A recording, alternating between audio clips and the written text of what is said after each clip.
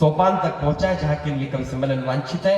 आदरणीय पंडित अतुल ज्वाला जी जो आपके नगर में लाला के नाम से विख्यात है, मैं अगर उनकी भूमिका में कुछ कहूंगा तो आप कहेंगे कि आप मुझसे कई गुना उनके बारे में जानते हैं, लेकिन मैं काव्यात्मक दृष्टिकोण से कह रहा हूं, मंची दृष्टिकोण से कह रहा हूं कि हिंदुस्तान के जाने माने वो सिद्धहस्त बहुत चुनिंदा संचालक ऐसे हैं जो हमेशा कवि सम्मेलन की सफलता की गारंटी हुआ करता है। वो अतुल ज्वाला जी जिन्होंने राजनीति के साथ साहित्य के क्षेत्र में नगर का नाम रोशन किया। मैं चाहूंगा एक बार पूरा सुखेड़ा उनके सम्मान में जोरदार तालियां बजाकर उनका आग्रह करें।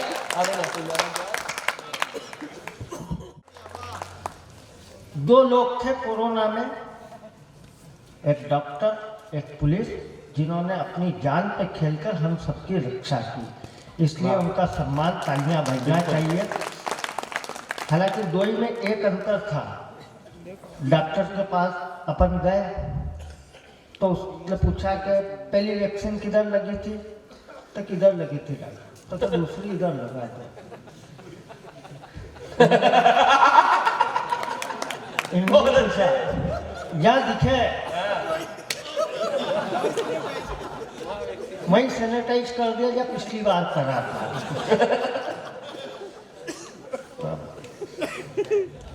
मत कर मानव घर जाना।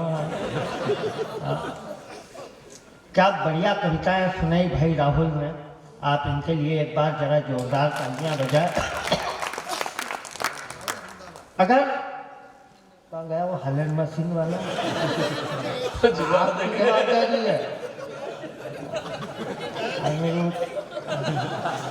अरे कांच का सामान है दादा, इसको कुछ हो जाए तो इस वैरायटी का हमारे पास दूसरा है।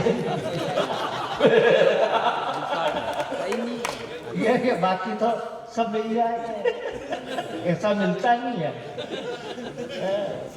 ये राहुल मैं तीनों खड़ा हुआ वहाँ दिनेश के वहाँ दुकान पर, गणेश जी के सामने उनका दर्शन कर लो, कर रहे भगवान प्रकट होगा।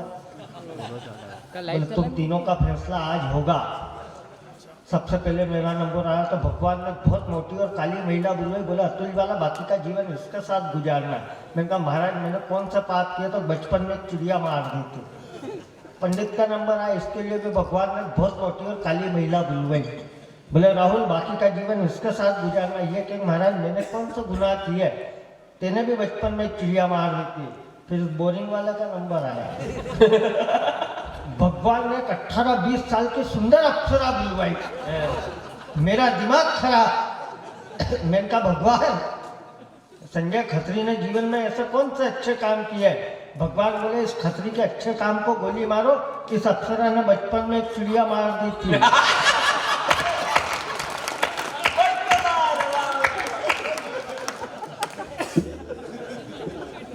मैं 2-3 कविता सुनूंगा, ज़्यादा प्राण आपके पीऊंगा नहीं। दिनेश तू बिल्कुल टेंशन मत ले, शक्ति मजे में बार तू है। सही है। हाँ थारे घाटी रही काम भाई गए, लड़वा वाला लड़ता या थारे कहीं फर्क पड़े, थारा काम भाई गए।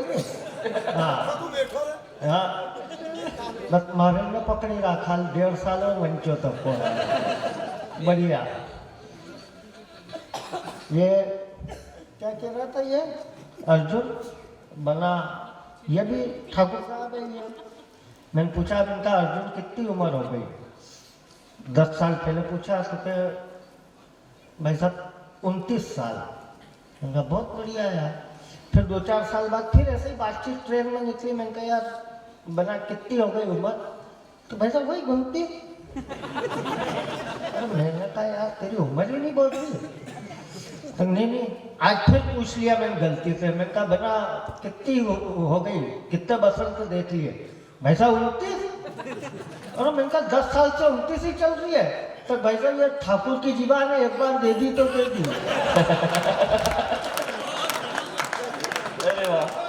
हाँ तो इसलिए क्या अपन ज्यादा टेंशन नहीं लेते, काय के लिए लेना टेंशन। मैंने कहा ना अपन तो इतने एडवांस लोग हैं, अपन उसमें भी अपन सुखे रखे, काय के लिए लेना टेंशन। मैंने कहा ना अपन न तो प्रेम मोहब्बत का ले, न ये वीर रस का ले, अपन राजस्थान के पास में, ये बार बार कह रहे राजस्थान राजस्थान, क्या है राजस्थान? हम राजस्थान की सीमा पर है कि मुंड कटे और मुंड लड़े, इतिहास हमें बताता है। अरे खुददारी से जीना हमको राजस्थान सिखाता है। वाह वाह। यहाँ राणा साहब देशभक्त चेतक की स्वामी भक्ति है। घास की रोटी खाकर भी हम में लड़ने की शक्ति है। हे राष्ट्र सुरक्षित, हे राष्ट्र सुरक्षित जो भालों की नोकों से कहते हैं, इस मिट्टी के कंकड़ में राणा प्रताप दिखाई देते हैं। इस मिट्टी के कंकड़ में इधर हमारी भाभियां अभी तक बैठी है, इधर दो भाभी इधर बैठी है। शिल्पा भाभी, आप तो अपने से नहीं जाना, चांदनी भाभी को दूर जाना, फिर भी बैठे हैं ये। अब उनको बैठना पड़ा, पैसे घर वाले में खर्च कर। हाँ, लोग कहते हैं अपने घर से ही नहीं आया। हाँ, तो बैठे सरपंच साहब ठीक चल रहा, कोई सब लगे बढ़िया, आप आनंद में रहो, कोई दिक्कत नहीं है। अंकित बैठो है बना जी, ध्यान रखो बात, बना वगैरह बना वया नहीं जाना चाहिए। देखिए, ये सब हंसी मजाक की बात है। इन कवियों के लिए इसलिए तालियां बजाए कि एक के भी पैसे तय नहीं है, और इनको ये देख के लग गया कि जो तय नहीं है वो मिलना भी नहीं है। सही में किसी भी नहीं मतलब। बद्री सेठ आनंद लो अपना, कोई दिक्कत नहीं है। बद्री सेठ का काम पड़ा मेरे एक बार चेन्नई जाने का। हम गए, इनके भी टूर था दवाई कंपनी की तरफ से। हम गए तो क्या यार चलो यार, इंदौर से फ्लाइट में बैठ गए। वहाँ पहुँचे, जैसे होटल में पहुँचे, अब वहाँ भाषा का अंतर, भाषा का कितना खतरनाक अंतर। वहाँ गए, होटल में रूम लिया, वो आया वेटर, बोले सर वणक्कम। मैं लगा कि नाम पूछ रहा है यार। मैंने कहा अतुल वाला। सेठ अंदर बाथरूम में घुस गए। मैंने कहा, उससे कहा कि 2 कप चाय लिया।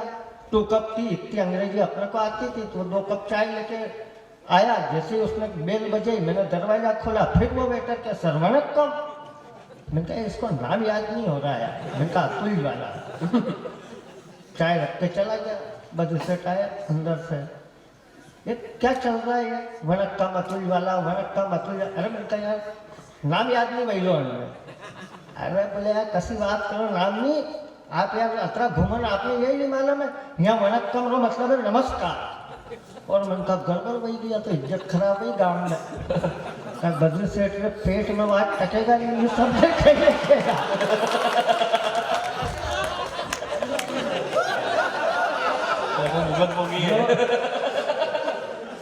बीती हुई है जो दुखी है आप, बद्री सेठ से दुखी, बद्री सेठ दुखी आत्मा आई। मैंने कहा यार करने का सुधार करना पड़ा। मैंने कहा कोई बात नहीं सेठ, आन दो इसको, अब की बार इसके फाइल मैंने निपटे। वो जैसे ही आया कप लेने के लिए, मैंने उसने बेल बजे, मैंने जैसे ही दरवाजा खोला, वो बोले, उसके पहले मैं बोला वणक्कम, वो बोला अतुल वाला।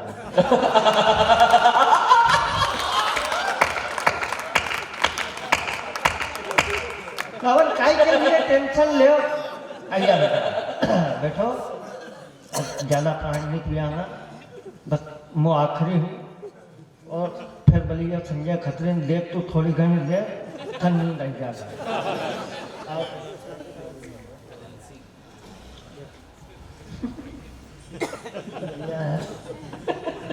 नाम पप्पू है फिर भी ओरिजिनल लेना है। सब पप्पू है, खरीदा थोड़ी है।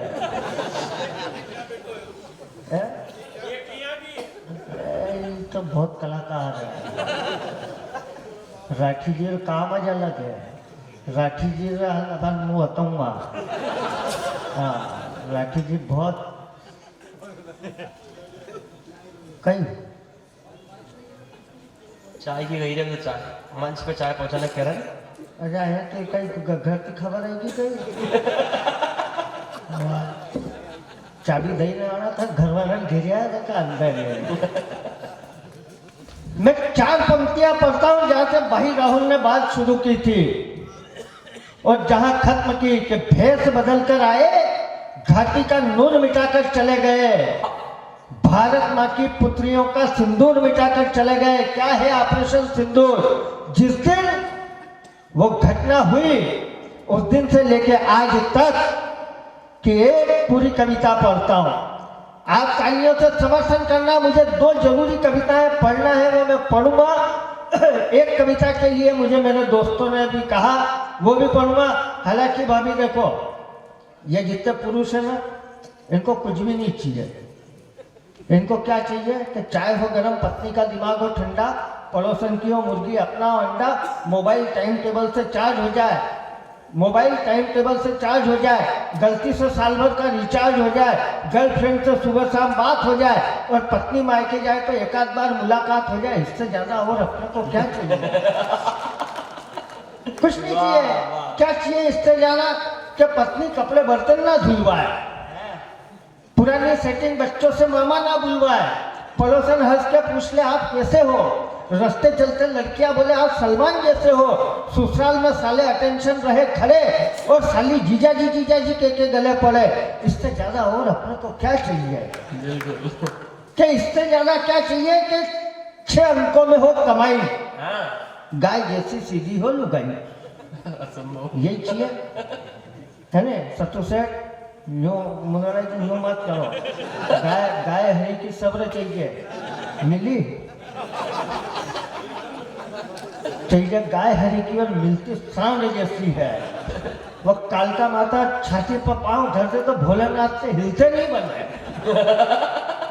अब आनंद लेना कि 6 अंकों में हो कमाई, गाय जैसी सीधी हो लुगाई, दोस्त का रोज शाम फोन आ जाए, पार्टी का हो गया इंतजाम, इम्पोर्टेंट वाली मंगवाई है, छोड़कर आ जा सारे काम, 4 पैक के बाद भी गाड़ी ठीक से चले, और 5 पैक के बाद भी पत्नी हंस के गले मिले। इससे ज्यादा और हमको क्या चाहिए? लेकिन हम सबको क्या चाहिए? 4 पंक्तियां सुनना। अगर सबको वही चाहिए तो ताली बजाना। कि क्या चाहिए? कि हर तरफ भारत माता की जय का जोर हो, तिरंगे का वर्चस्व चारों ओर हो, दुश्मन की नजर रहे नीचे, ऊंचा हमारा भाल रहे, भारत माँ का आंचल सदा सदा खुशहाल रहे, भारत माँ का आंचल सदा सदा खुशहाल रहे, भारत को विश्व पटल पर सम्मान मिले, और हमें हर जन्म में ये धरती हिंदुस्तान मिले। इससे ज्यादा और हमें क्या चाहिए? बहुत अच्छे भाई साहब। पंडित ने बढ़िया सुनाया। ऐसे ही एक अपना तेजवाल जैसा एक छोरा आ गया मेरे पास, वहाँ राउंड में, यार भैया मेरी शादी होने वाली 2 साल बाद, 2 महीने बाद। तो मैंने कहा इसमें क्या करूँ मैं? तो गुरुदेव कोई सलाह दो, क्या करूँ, पत्नी वश में कैसे रहे? मैंने कहा मेरे बात तेरे को क्या सलाह दो, मेरा खुद का डिसीजन गलत हुआ पड़ा है। और नहीं मैंने कहा दारू पीता है? तो नहीं। मैंने कहा बस हो गया काम। तो कैसे? मैंने कहा सुहाग रात की रात में जाए, बाटल लेके जाना। कौन सी? मैंने कहा कोई सी ले जा, इंग्लिश की ब्लाइंडर ले जा के सिग्नेचर कोई सी भी है। तो उससे क्या होगा? मैंने कहा जाके टेबल पे रखना, घर वाले सोचोगी कितना बेवड़ा आदमी मिला, पहली रात में मुख्य रात जीवन की उसमें दारू लेके आ गया। पत्नी कहेगी नहीं दारू मत पियो, आज तो छोड़ दो, तो बाटल उठा के फोड़ देगा। पत्नी इम्प्रेस हो जाएगी कि इसने मेरे कारण दारू छोड़ दी, जीवन भर एहसान मानेगी और बस में गई। उसने कहा ठीक है गुरु। उसने सुहाग रात में ली बाटल, ले जाकर रखी टेबल पे, तो पत्नी की तरफ देखा। पत्नी कहते देख क्या रहा बना? बस मेरे इसमें सोडा मत डालना। तो आप देखो ताली वाली बजाओ, मेरे अलावा आपके पास कोई विकल्प है नहीं, है ना? अब सरपंच साहब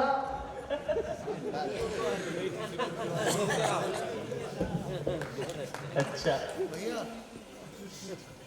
निकलो भी भले एक करना, कहीं दिक्कत थोड़ी, मरवाई जो काम। 2 हार निवास रही थी, आई गया 2 हार। पैसा कमल सेठ नहीं थी, 2 लिफाफा 500 तो भेजेगा कम से कम, और पैसे भाई जाओ। तो आ जा बेटा, यही है बेटा प्रोग्राम।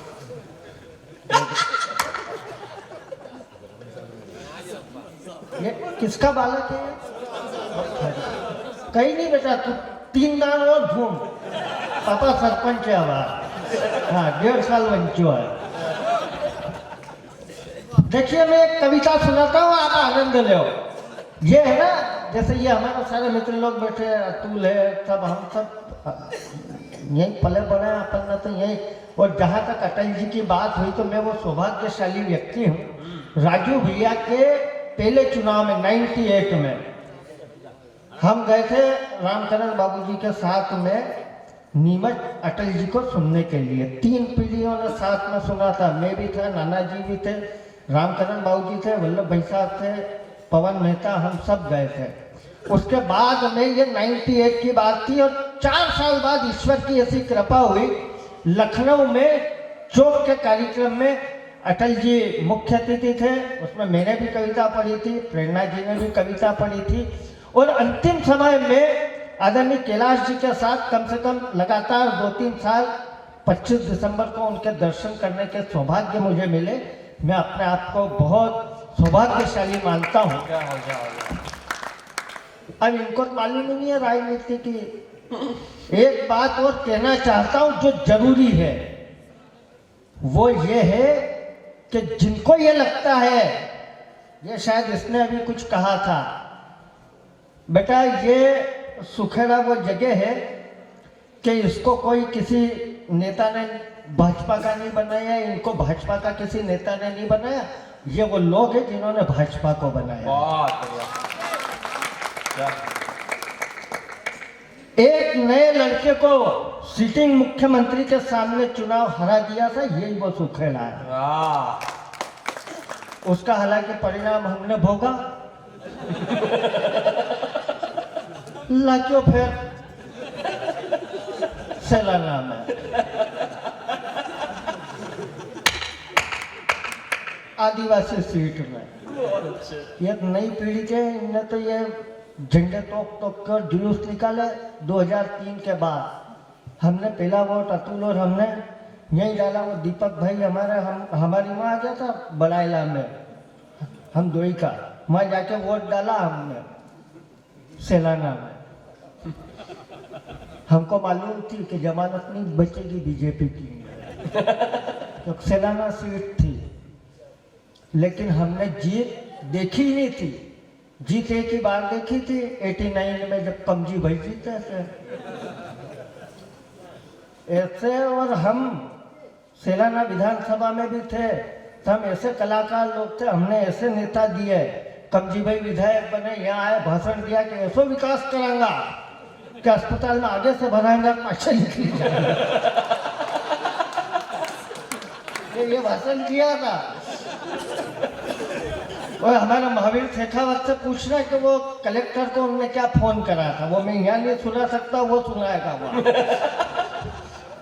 कलेक्टर को सूझी नहीं पड़ेगी ये कौन है। फिर बाद में संजय साहब ये विधायक दिया था कि ये क्या कहना चाह रहा है। अब उनका पीए उनको नहीं समझा पा रहा कि ये कहना क्या चाह रहा है आपसे। हमने राहुल प्रीति जी, हम वो लोग हैं कि हमने ऐसे विधायक चुन के भेजे यहाँ से कि जिन्होंने भोपाल गए तो टोपी को अलमारी समझ के फ्रिज में रख दिया और सुबह उस चपरासी के माथा है कि ये गीली कैसे हो गई।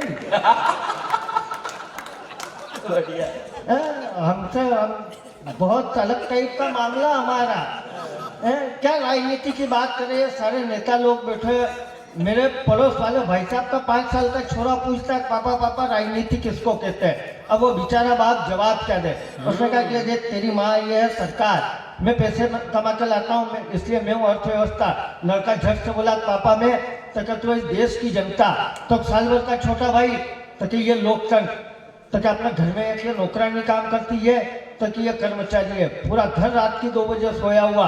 रात की 2 बजे उस लड़के को भूख लगी, वो उठा तो उसने देखा कि उसका साल भर का भाई गंदगी करके पड़ा है, जोर जोर से रो रहा है। माँ घोड़े बेचकर सो रही है और रात की 2 बजे बाप नौकरानी के कमरे में घुसा हुआ है। उसको कुछ भी समझ में नहीं आया, वापस आकर सो गया। सुबह 8 बजे अपने बाप से कहता है पापा पापा मैं राजनीति सीख गया। बाप को बड़ा आश्चर्य हुआ, 12 घंटे में राजनीति कैसे सीख गया। लड़के ने कहा कि पापा इस देश की राजनीति ऐसी हो गई है कि जनता भूख प्यास से दुखी है। लोकतंत्र गंदगी में पड़ा हुआ है, सरकार घोड़े बेचकर सो रही है और अर्थव्यवस्था कर्मचारियों का शोषण कर रही है और पुलिस बेचती है। काय के लिए राजनीति का टेंशन लेना? अरे ये सब करो भाई साहब, आपका नंबर आएगा तो लोग चले जाएंगे, सब कविता पढ़ लेंगे। मैंने कहा तू टेंशन ही मत ले, अपना कॉन्फिडेंस बहुत बढ़िया है। कॉन्फिडेंस होना चाहिए बैंड बाजे वालों सही का, है ना। आप देखो उसमें वो जो बैंड बाजे वाले रहते हैं ना, उनका कॉन्फिडेंस कितना खतरनाक। उनमें से अंग्रेजी का एक का भी मतलब नहीं मालूम होगा उनको, पर जब वो अंग्रेजों के जमाने के ड्रेस पहनते हैं तो उनका एटीट्यूड इतना खतरनाक होता है और कॉन्फिडेंस कितना के भले ही शादी अमीर की हो के गरीब की, लाला ने बराती पीछे आगे आगे वही चलते हैं। वो जो घुघरा बजाता है ना, घुघरा, उसका कॉन्फिडेंस देखो, वैसा कॉन्फिडेंस होना चाहिए। वो मगन होके बजाता, उसको मालूम है कि घुघरे से, आवाज से या संगीत में कोई फर्क नहीं पड़ता, फिर भी वो मगन होके बजाता, क्योंकि उसका कॉन्फिडेंस है कि ये बारात में एक न एक आदमी तो आएगा जो घुघरे लेके नाचेगा। जबरदस्त ऑब्जर्वेशन है, वाह, बिल्कुल सही बात। एक जो सबसे आगे चलता बड़ा बाजा टांग के, आप देखना भाई साहब, वो सबसे क्रश का आदमी होता है। उस पर दया आती है कि इसके वजन के हिसाब से इस बाजे का वजन ज्यादा है। अच्छा, उसका कोई काम नहीं, वो सो का थोड़ी थोड़ी देर में वो फूंक मारे। अच्छा, अपने को दया भी आए कि ज्यादा फूंक नहीं मार देंगे तो इसकी फूंक निकल जाए, वो ऐसा ही रहता है। लेकिन वो सबसे आगे चलता है और सबसे खतरनाक आदमी पूरे बैंड में वो है गायक, जो गाने गा रहा है। उसके जैसा कॉन्फिडेंस होना चाहिए आदमी का। वो कोई सोनू निगम नहीं है, अरिजीत सिंह नहीं है, उसको सुर लय ताल का ज्ञान नहीं हो, भले उसका एक काम जोरदार है कि उसको गाना पूरा याद है। और उसका कॉन्फिडेंस देखो कि उसको भले सुर लय ताल नहीं याद हो, लेकिन वो पूरी बारात को नचा देता है। भाई इतना खतरनाक कॉन्फिडेंस होना चाहिए। अच्छा भाभी, ये जो है ना, मैंने कहा ना साली और ससुराल, सासू जी थी आपकी मदद में आते हैं ना, गए के है गए, कोई बात नहीं, अच्छा हुआ। नहीं तो क्या जमाई साहब ने पैसे अलग खर्च कर रहे ना, हमारा अलग माइंड में खराब कर रहा। हाँ, ऐसा नहीं, पर कार्यक्रम अच्छा हुआ है, मायने खराब नहीं हुए होंगे, ऐसा मेरा सोचना। अगर कार्यक्रम सही में अच्छा हुआ, ताली बजा। जो जीजा जी होते हैं ना, उसके लिए साली ही महत्वपूर्ण है। अच्छा यहाँ बेटी, बस तो फिर कविता सार्थक हो गई। बेटा, जीजा जी जो होते हैं ना, उसके लिए साली ही महत्वपूर्ण है, साला किसी काम का नहीं, साला साला ही होता है। और जीजा जी के लिए साली और साले में क्या अंतर है? आनंद लेना कि साली गुलाब है, साला जुलाब है। कि साली गुलाब है, साला जुलाब है, साली सरकार है, साला भ्रष्टाचार है, साली फायदा ही फायदा है और साला आतंकी अलकायदा है। क्या साला साला आतंकी अलकायदा है, साली नैनीताल है, साला पोपटलाल है। क्या साली नैनीताल है, साला पोपटलाल है, साली करंट है, साला वारंट है, साली मीठे अंगूर है, साला महिषासुर है, साली बसंत पंचमी है और साला नाग पंचमी है।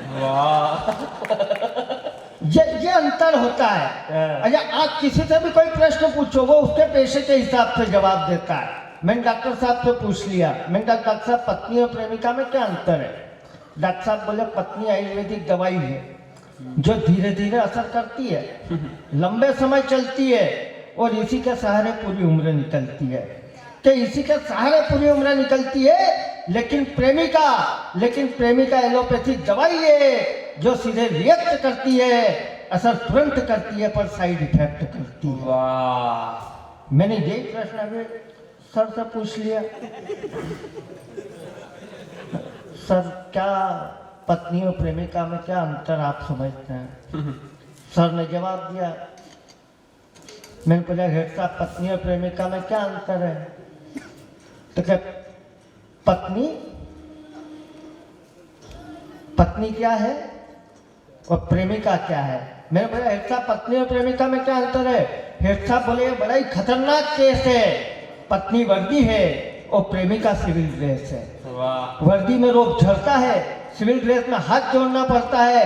पत्नी मासिक पगार है जिसमें रिश्वत पर बैन होता है और प्रेमिका रिश्वत है, इसे वही लेता है जो ट्रेंड होता है और जो नहीं ले तो आदमी सस्पेंड होता है। लेकिन अतुल वाला कहता है कि पत्नी पत्नी होती है, पत्नी घर की लक्ष्मी, घर की शोभा होती है।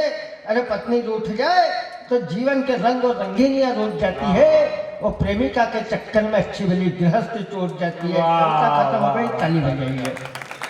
एक जरूरी कविता, मंच के लोग भी अधिकतर पहली बार सुनेंगे, एक आध दो ने सुनी होगी।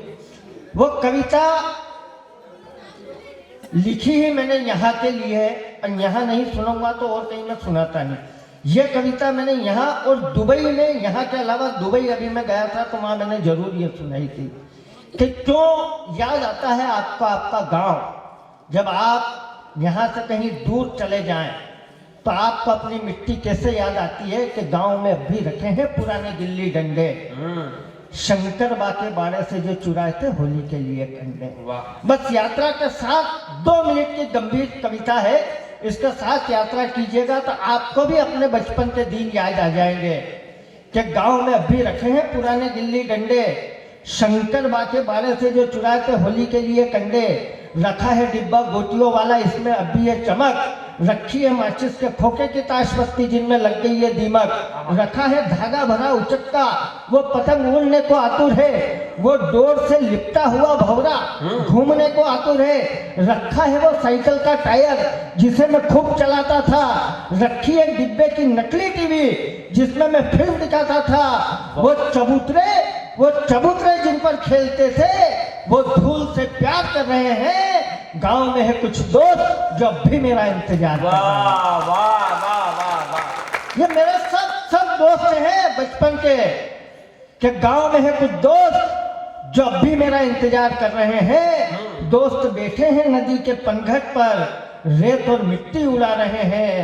लौटा एक बार फिर बचपन में, यही कहकर बुला रहे हैं। वाह वाह वाह। कि यही कहकर बुला रहे हैं। और कौन दोस्त हमेशा याद आते हैं कि याद है वो दोस्त जिनके साथ स्कूल से भाग आते थे। वो आम के बाद यहाँ छुपकर आम चुराने जाते थे।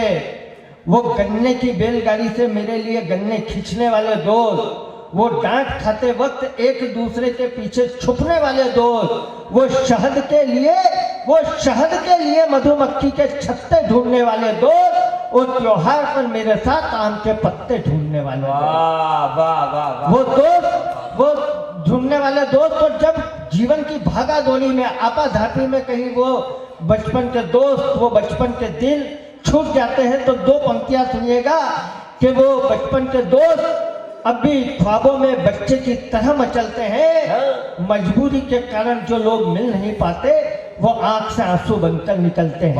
वो आंख से आंसू बनकर निकलते हैं। आओ जिन्हें तुम्हारा पहले जमाना, ये मेरा ये जगन्य दोस्त जगन्य नहीं है, ये मेरा बहुत प्रिय और 24 घंटे याद करने वाला दोस्त। एक बार जोरदार तालियां बजाएं। दिनेश जी के लिए ताली बजाओ। दिनेश भाई। राठी जी जाओ मत आया। पप्पू राठी है, बहुत कलाकार आदमी है। अभी बात चल इधर आई यहाँ रास्ता थोड़ी काम चलेगा राठी जी।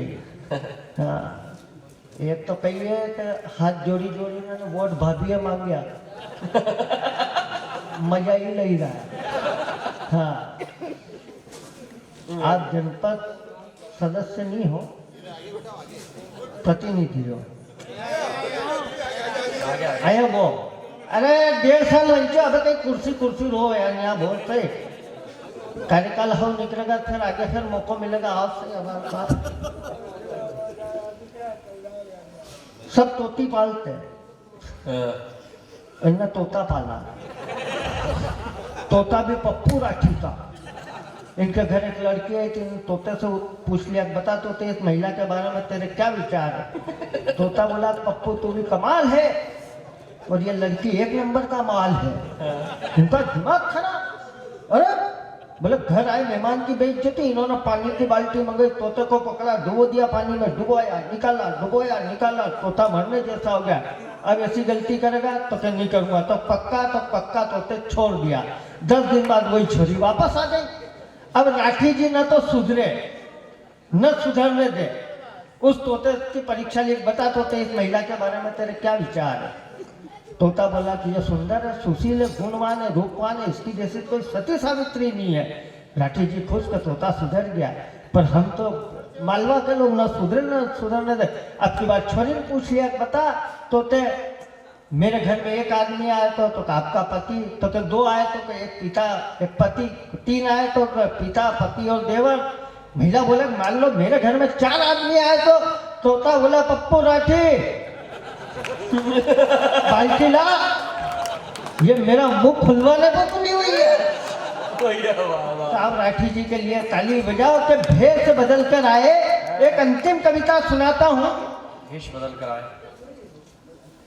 भाई ने जहां से बात की थी कि धर्म पूछकर मारा गया, आज तक की स्थितियां बताता हूं, बस समर्थन कर दीजिएगा कि भेष बदल कर आए, घाटी का नूर मिटाकर चले गए, भारत मां की पुत्रियों का सिंदूर मिटाकर चले गए, भारत मां की पुत्रियों का सिंदूर मिटाकर चले गए।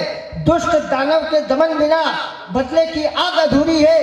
बच्चा बच्चा बोल उठा, लंका दहन जरूरी है। तब भारत माँ के शेरों ने, भारत माँ के शेरों ने सीमा पार या आखेट किए। अरे आधी रात में सब आतंकी अड्डे मटिया में, कि आधी रात में सब आतंकी अड्डे मटिया में किए। और अब समर्थन करना कि आधी रात में सब आतंकी अड्डे मटिया में किए।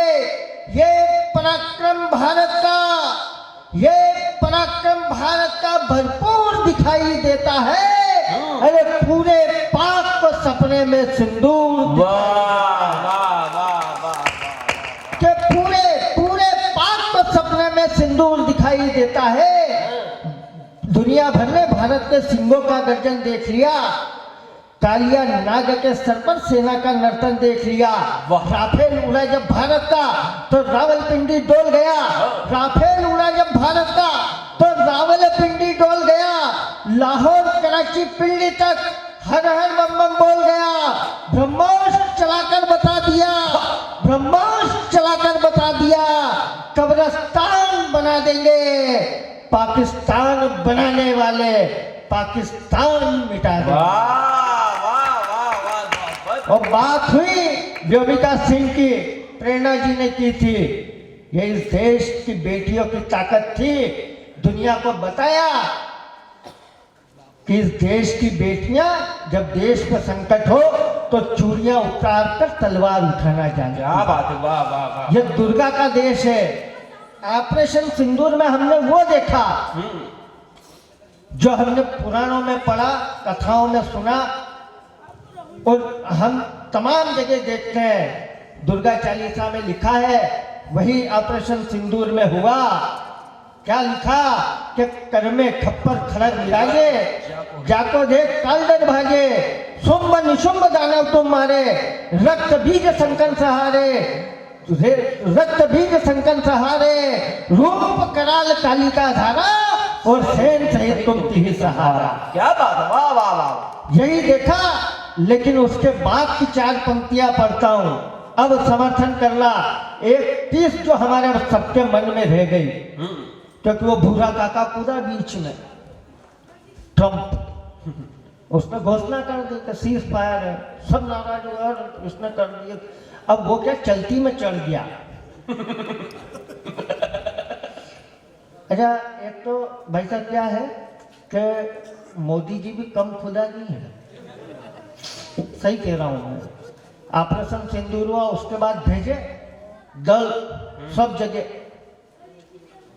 कहीं इनको भेजा ओवैसी को, इनको कहीं किसको भेजा।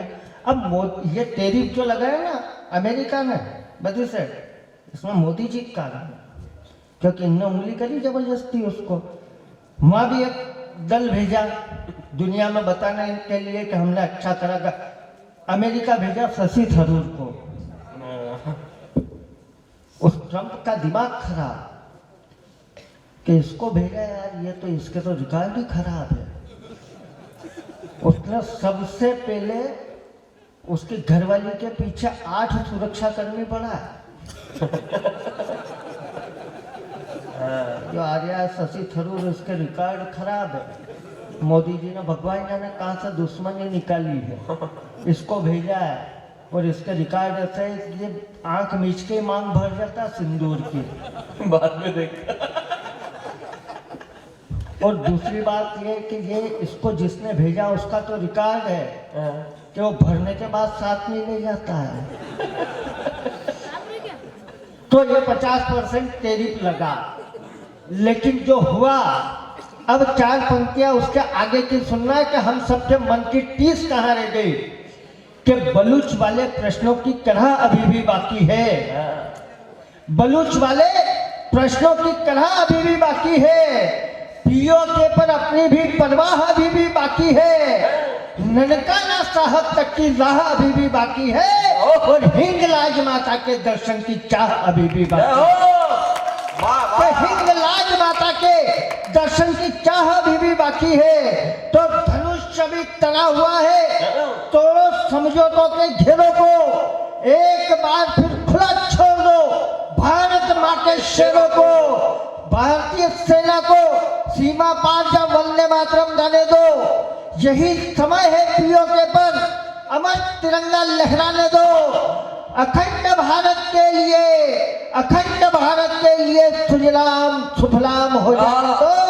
अरे लाहौर कराची तक अपना जय श्री राम हो जाए। जय श्री राम। बहुत बहुत धन्यवाद, आपने बहुत मन से सुना। अरे बैठो मत, मैं मुनि भाई हूँ। मैं रितेश भैया से और दिलीप भाई से निवेदन करता हूँ कि हमारे आदरणीय चौकी प्रभारी जी का भी हमें अभिनंदन करना है मंच का जाइए और आभार के लिए। और एक जो मैंने वीडियो बना के भेजा था उसमें मैंने कहा कि 25 जनवरी 2026 को आना है, तो यहाँ से कई मेरे मित्रों का फोन आए कि तारीख साल गलत बोल दिया। मैंने कहा हाँ साल सही बोला था, वो मैंने निमंत्रण अगले साल का दिया है क्योंकि ये कवि सम्मेलन हर साल होगा।